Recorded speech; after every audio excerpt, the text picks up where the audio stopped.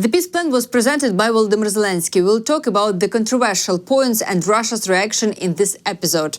In the studio with you is Albina Pidhirnyak. President Zelensky shared the 20 points of the peace plan for the first time. 20 points of the peace plan. Ukraine's sovereignty is confirmed. A non-aggression agreement between Russia and Ukraine with monitoring along the front line. Security guarantees for Ukraine. Ukrainian armed forces, up to 800,000 troops in peacetime. The USA, NATO, and Europe give Ukraine security guarantees similar to NATO Article 5. If Russia attacks again, there will be a military response and sanctions will return. Russia must fix a non-aggression policy toward Ukraine and Europe in its laws. Ukraine will become an EU member at a fixed date. A global development package defined in a separate investment agreement. Several recovery funds will be created with a goal of up to $800 billion. Ukraine will speed up a free trade agreement with the United States. Ukraine keeps its non-nuclear status. Zaporizhzhia nuclear power plant. No compromise yet. The U.S. suggests joint management with the U.S. as main manager. Ukraine proposes 50-50 management with the U.S. School education programs to promote tolerance, understanding, and fight racism and prejudice. Territories, the hardest point. Russia leaves Dnipropetrovsk, Mykolaiv, Sumy, and Kharkiv regions, in Donetsk, Luhansk, Zaporizhzhia, and Kherson regions. Stay where we are. Russia wants Ukraine to leave Donetsk region. The U.S. suggests a free economic zone. If there is no agreement, a free economic zone is possible only via a referendum, and then the whole deal must be voted on. Russia and Ukraine agree not to change the deal by force. Russia will not block Ukraine's use of the Dnipro River and the Black Sea for trade.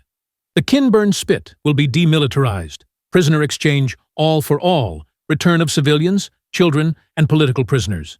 Ukraine will hold elections as soon as possible after the agreement is signed. The agreement will be legally binding. A peace council led by Trump will monitor it. After all sides agree, a full ceasefire starts immediately. In Russia, they keep saying they will not discuss the points of the peace plan in the media. Peskov was asked what Dmitry brought back from the United States. He replied to journalists with something like, "This is none of your business." All the main parameters of the Russian side's position are well known to our colleagues from the United States. Dmitry Sergeyevich, Reuters, may I? Yes, please. Information came that Dmitry brought not one, but 4 documents from the United States. Could you tell us what these documents are? Maybe we can describe them in some detail, if possible. And is it true that the list of peace proposals no longer includes an item on Ukraine's membership in NATO? No, he could not. We still believe, including at this stage, that it is very inappropriate to conduct any communication through the media.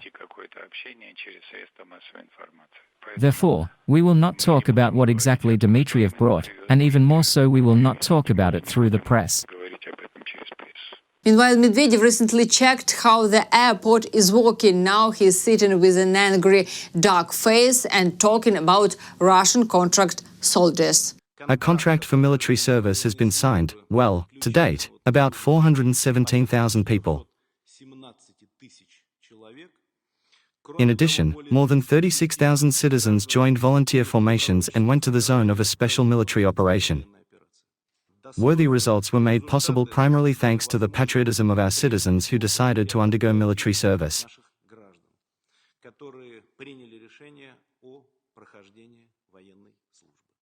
Many thanks to them for this. Putin came to a meeting of Russia's so-called government. There he claimed that the government is working well and that Russia's economy is growing. I would like to note that the government is acting in a coordinated and professional manner and is implementing a rich agenda aimed at making tangible positive changes in the lives of citizens and in the life of the entire country. Despite all the challenges, Russia is moving forward and developing. We have stable key macroeconomic indicators. The structure of the national economy is gradually changing in favor of industries with high added value, inflation is decreasing, and unemployment is at a historically low level. It is fundamentally important that the government manages to balance the budget, which guarantees the stability of the country's financial system. Last night in Moscow, an unknown person blew up 2 police officers and was killed himself. Reports say the police tried to detain him, but he set off an explosive device. It is known that those who were killed took part in the torture of Ukrainian prisoners. I don't know what it is. The cops are already driving there. They have arrived. I don't know what's lying there. Moscow. Hello everyone. On Monday morning, the car of the head of the Operational Training Department of the General Staff of the Armed Forces was blown up.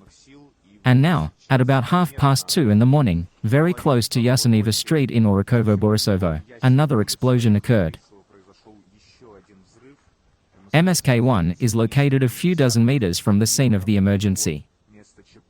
A section of Yelitskaya Street is now blocked. At least 2 ambulances are in place. The investigative committee, operational services, and special services also come to the place.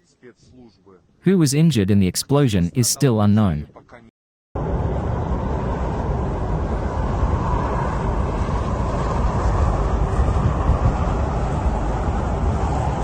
Next, I'll tell you about the situation in the Saratov region. A fire broke out at an oil refinery in Saratov.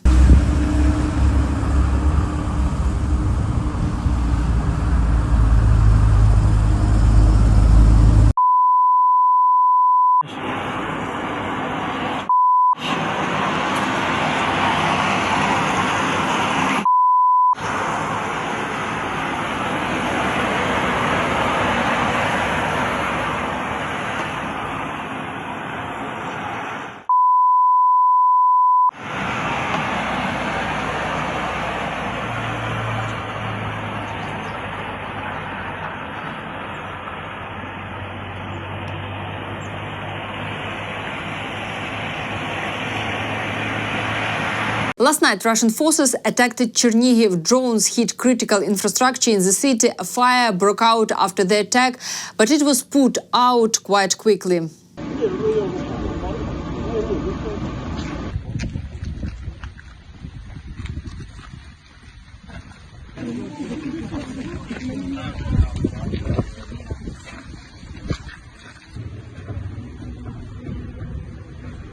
Двері, пластик пускали, так як я від перша сословия.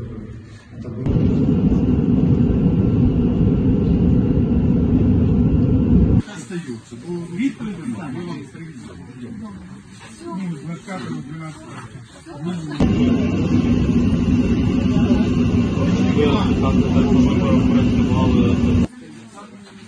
Місто дата та часу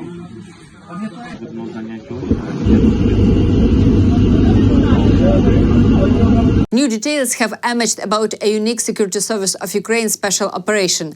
Before blowing up a submarine in Novorossiysk, the security service of Ukraine hit a Russian maritime reconnaissance aircraft. The Russian anti-submarine plane could have interfered with the attack on the submarine.